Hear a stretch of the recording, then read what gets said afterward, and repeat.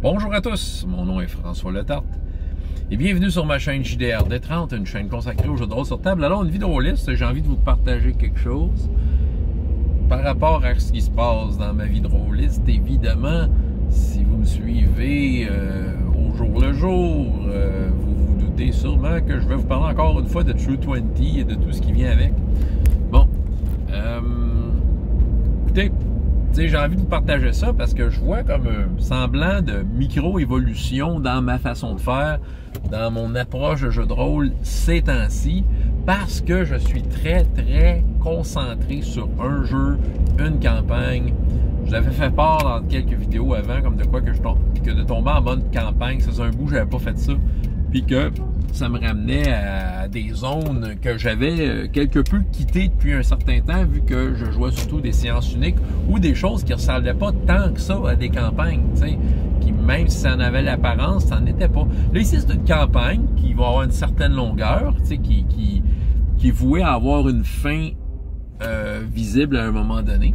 Mais c'est ça, mais reste que c'est quand même une campagne. Fait que là, je me suis plongé évidemment dans un jeu, True 20, dont je vous parle assez régulièrement, et RPGS puis tout ça. À date, on a 2 séances de fait. C'est vraiment plaisant. Qu'est-ce que je peux dire là-dessus? C'est ça. Écoute, il y a des affaires, il y a des changements dans mon approche par rapport au jeu de rôle en général, OK? Je connais mon cerveau. Je sais comment ce qui est fait, OK? Puis, j'aime pas trop ça, mélanger les patates puis les oranges ensemble, OK? Je suis dans True 20 et je veux m'assurer que True 20 soit imprégné. Je veux maîtriser ce jeu. En tant que meneur de jeu, je me fais un devoir de maîtriser le jeu, du moins de comprendre sa base, son fondement. Qu'est-ce que ce jeu-là est supposé produire? Parce que ce jeu-là a été choisi pour nous rendre service pendant la partie. Il ne faut pas que le jeu nous nuise, il ne faut pas qu'il soit contre nous, il faut qu'il soit au service de nous, il faut qu'il soit une extension de ce qu'on essaye de faire. N'importe quel jeu de rôle, à mon avis, devrait être ça. Et là, le jeu est choisi. Fait que, tu sais, j'ai fait depuis que j'ai commencé, que j'étudie le jeu, tu sais, que j'essaie de le comprendre, je le lis, je le relis. Tu sais, la première séance que j'ai faite avec la présente campagne, tu sais, j'ai fait quelques erreurs au niveau des règles, en regardant, en visionnant évidemment la partie, tu sais, j'ai pu prendre des notes, aller voir comment c'était dans le livre. Puis tu sais, c'est ça. Fait que là, je commence à vraiment mieux comprendre le jeu. Je dirais que la dernière séance, il n'y a pas eu beaucoup de tirs de dés avec des technicalités. Mais j'étais quand même confiant beaucoup plus. Puis tu sais, je le suis encore plus parce que je suis encore là-dedans, à lire, à étudier, c'est ça. Tu sais, je veux être en mesure d'avoir les bonnes ficelles devant moi à tirer au bon moment pour actionner la bonne chose. Tu sais, comme j'ai dit, d'être au service de ce qu'on essaye de faire. Parce qu'un bon système de jeu, c'est celui qui va te permettre de faire ça. Puis moi, de dire, j'aime pas ben ça jouer au gars qui fait des règles maison autour de bras. Je dis pas que j'en ferai jamais, mais tu sais, je veux pas comme dénaturer le jeu au point de dire que ça ressemble plus. Je sais qu'il y en a qui aiment beaucoup ça, dire ah ben le jeu t'en fais ce que tu veux, mais tu sais quand le jeu il ressemble, tu le house rule tellement que c'est plus le jeu de base. Moi je suis pas à l'aise là-dedans. J'ai envie que la mécanique soit là, tu sais. Parce que tu sais quelqu'un qui crée un jeu, c'est qu'il y a de quoi dans sa tête, il y a une idée. Puis faut des fois juste prendre le temps de comprendre l'idée avant de dire qu'on n'aime pas une règle ou quelque chose. Faut juste comprendre, mais c'est quoi, tu sais, pourquoi la règle est là, quel effet est supposé faire, puis ça a-tu de l'allure, puis est-ce que ça nous plaît, tu sais. C'est ça, parce que tant qu'à changer trop de règles, ben j'ai pour mon dire, et je le répète encore, c'est aussi bien de changer de jeu, tu sais. Fait que c'est ça. Fait que là, tu sais, True 20 a été soigneusement choisi, et là, j'en suis à étudier toutes les affaires. Et là, mon cerveau me dit, ben, va pas trop regarder d'autres jeux, parce que là, tu vas te mêler. Je me connais, là, je peux mêler les cartes. Fait que là, je suis dans une situation intéressante, mais qui peut être quelque peu embarrassante, parce que parallèlement à ça, bon, les parties à la bibliothèque, Hero Kids, Tranchons et Tricons, c'est correct, c'est pas trop un danger pour me mélanger, mais j'ai quand même du Savage Worlds en parallèle à ça, en tant que joueur. Puis, tu sais, je veux quand même être en forme mentalement et pour, tu sais, être prêt à jouer à Savage Worlds, tu sais, mais je veux pas mélanger des concepts, tu sais, je me connais, là, tu sais, il y a des affaires qui peuvent se ressembler entre True 20 puis Savage Worlds un petit peu. Fait que moi, tu sais, j'ai ça de mélanger les concepts, ça me le dit pas trop, tu sais.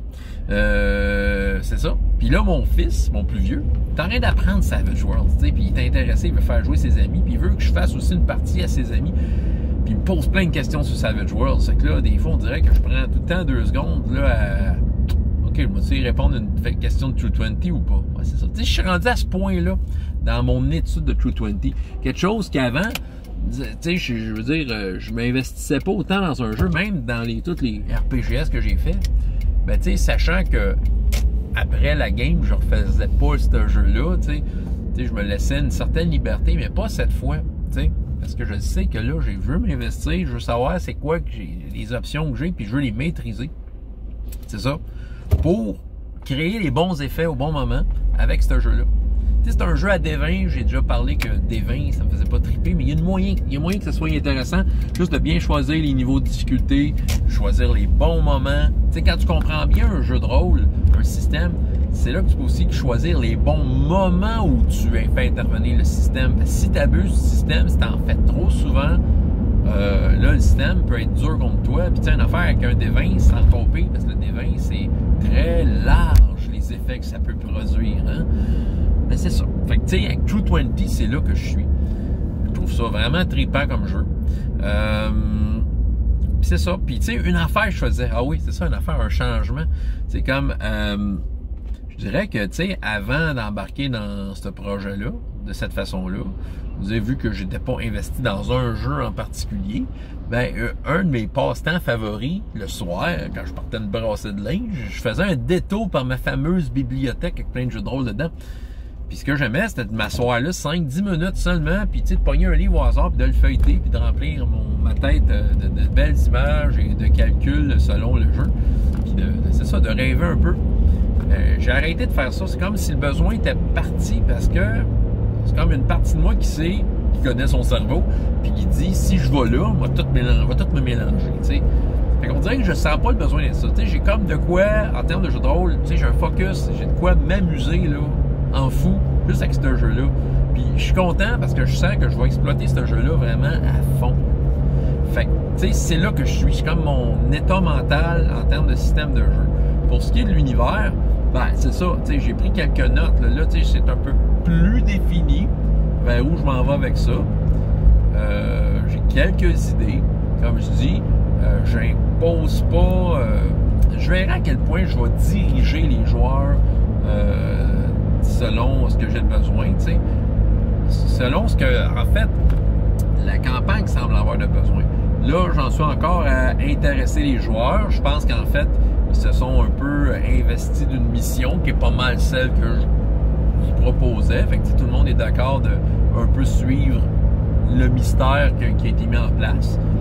Fait que jusque-là, ça va, tu sais, mais à partir de là, c'est ça, j'avoue que moi-même, j'anticipe les prochaines parties avec beaucoup d'excitation parce que je sais pas trop ce qui va arriver.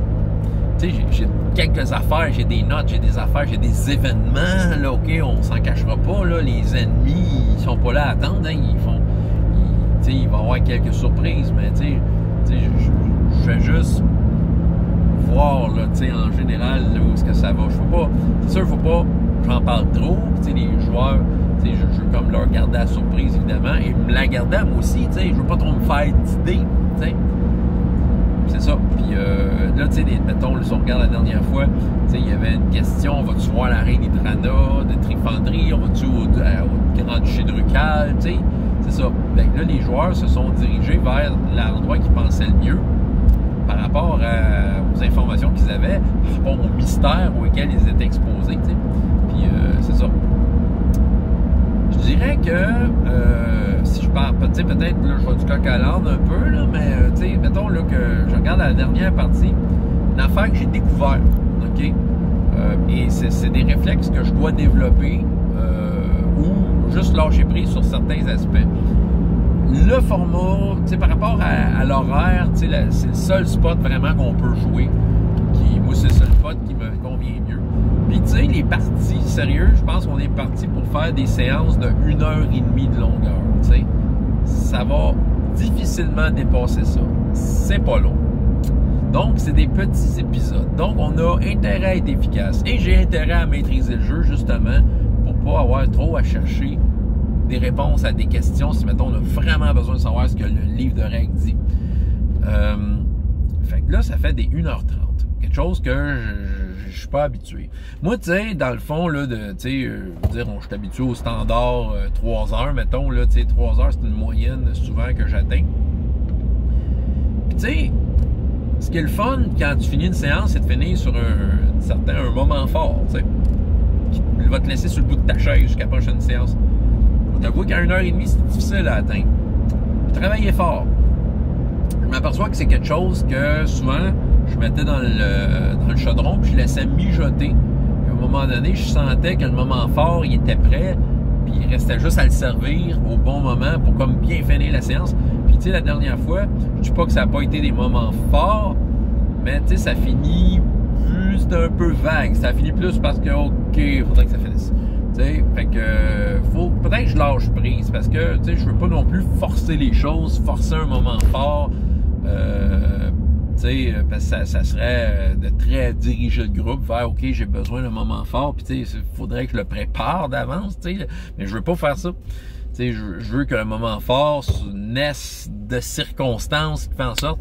Fait que, tu sais, c'est sûr que je vais essayer de faire un moment fort, mais en même temps, faut pas trop que je focus là-dessus, parce qu'il faut quand même que je sois à l'écoute des joueurs. Tu sais, des fois, si tu focuses sur, OK, ça prend un moment fort, je m'aperçois que, tu sais, je vais être peut-être moins à l'écoute des joueurs, parce que je vais être en train de courir après tous les signes que je peux pour essayer de faire une fin intéressante, mais, tu sais, il faut que je trouve un équilibre, en fait. Peut-être qu'après, là, c'est parce que je suis dans un mode, une longueur un peu inusuelle, mais tu sais, peut-être qu'à un moment donné, je vais pogner le taux, puis je vais être capable de finir sur des moments forts, tu sais, qui vont nous tenir en haleine jusqu'à la prochaine fois. Mais là, la dernière fois, en tout cas, je sens que j'ai pas fini sur un moment si fort que ça, moins que je suis habitué.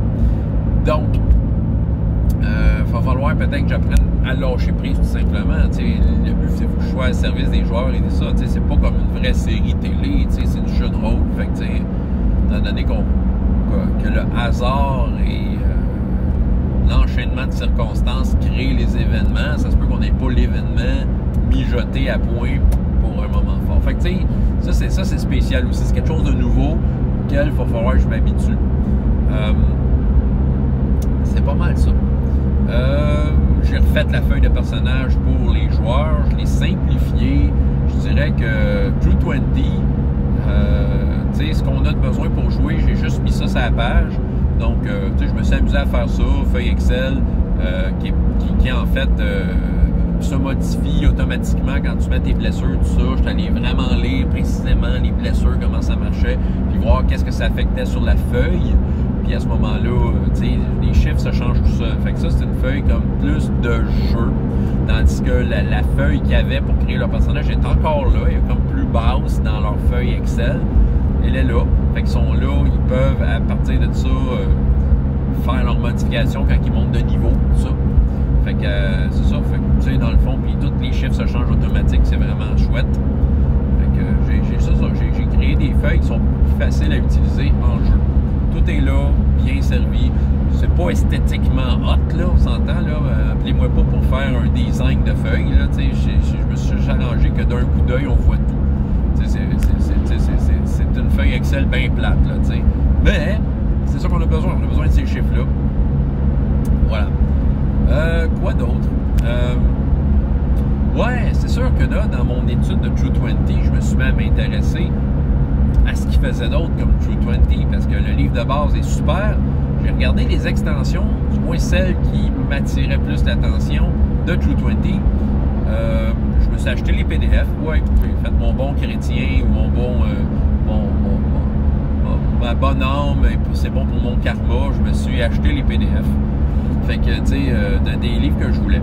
Je me suis procuré le bestiaire en papier. Je l'ai montré en photo si vous suivez. Vous avez peut-être vu une photo de moi avec. Puis je l'ai acheté en PDF. C'est toujours pratique, des fois en PDF, faire des copier-coller, toutes sortes d'affaires. Le bestiaire est super pratique. Faites True 20. Je dirais dans le livre de base, il y a quelques monstres pour nous donner un peu le parfum de comment comment le jeu marche, mais ça me tentait d'avoir de quoi de plus complet, le bestiaire super, je vais m'amuser comme un fou avec ça. Je me suis acheté le Fantasy Pad, qui est en fait, c'est comme des recettes pour faire des bonhommes, mais comme des classes de donjons qu'on connaît, tu sais. C'est quand la recette qu'eux autres proposent. Tu sais, mettons, tu veux faire un bard, mais à tel niveau, tu prends telle classe, à tel autre niveau, tu prends telle classe, parce que tu peux changer de classe d'un niveau à l'autre. Fait que, tu sais, il y a comme le mix de recettes pour, comme, te faire un bard. OK? C'est plus des idées, mais c'est parce que ce que j'aime de Fantasy Path, c'est qu'en fait, pour chacune des classes classiques de donjon, ben, tu as comme un exemple de chacune des classes des personnages de niveau 1 à 20, de tous les niveaux. Fait que, tu sais, mettons, je veux un genre de paladin niveau 6, ben, il y en a un, tu sais, fait que moi, ça me donne des chiffres de base, tout simplement, pour, comme dire, OK, il y a à peu près ces chiffres-là, puis si j'ai besoin d'un personnage donjon de fly qui est moindrement puissant, ben, quand je peux aller fouiller là-dedans, puis, tu sais, sérieux, je trouve ça bien pratique.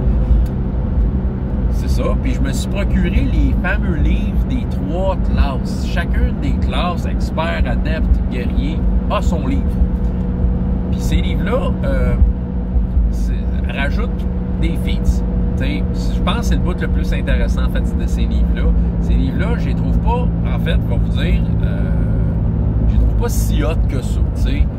Je dirais que c'est hot si tu veux vraiment prendre True 20 pour du très long terme, puis tu as vraiment envie de façonner ta campagne, puis que chaque élément de ta campagne soit vraiment à l'image que tu sais, à ce que tu t'imagines dans ta tête. Je pense qu'il offre les outils, les idées, les façons de faire pour t'aider à réaliser ça.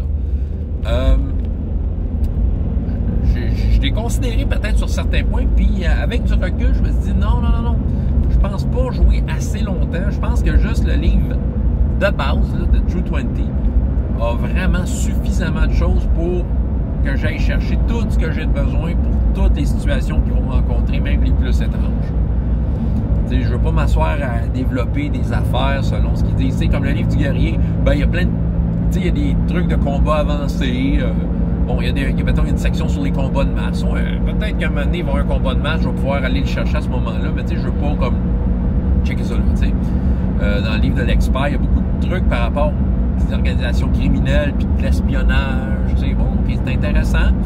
Non. Dans le livre de l'adepte, tu sais, les différentes écoles de magie, les différentes philosophies de magie, qui pourraient être très intéressantes, en fait, dans RPGS, mais bon, c'est pas du travail que j'ai envie de mettre là-dessus. Puis comme je dis, juste avec comment c'est fait de base, je crois que je peux arriver à faire de quoi juste d'avoir une certaine liberté sur le fly, de trouver la bonne affaire qui va bien fitter, sans l'avoir à le créer à l'avance. Fait que c'est des livres qui sont bien corrects, mais ils sont pas, j'avoue, quelqu'un qui veut se lancer en True 20, ils sont pas nécessaires. Il y a peut-être juste les feats que c'est intéressant parce que ça t'en rajoute. Pour l'adepte, ça rajoute des nouveaux pouvoirs. C'est intéressant, mais sans plus. Et finalement, quelqu'un m'a prêté le Freeport Companion. Là aussi, il y a des feats, il y a des monstres, il y a une couple d'affaires que je peux aller piger là-dedans. Mais tu sais, à la base, le livre de base de True 20, je pense qu'il est autosuffisant. Je te dirais, là, c'est pour le prix qui coûte ce livre-là, là, sérieux, il y a tout là-dedans. T'sais. Je sais que je vais tenir la route tout le long avec ça. C'est juste assez crunchy pour moi, puis assez détaillé pour que chaque élément que je pourrais apporter ait de l'air unique, puis que les règles le supportent. Fait que, ça fait partie de mon exploration. Fait qu'autrement dit, True 20, ça me satisfait à ce niveau-là parce que j'ai pas à m'inquiéter qu'il y a la règle que je veux dans un autre livre. Non. Tout est dans le livre de base. Fait que, pour moi, ça aussi, c'est une affaire que j'aime.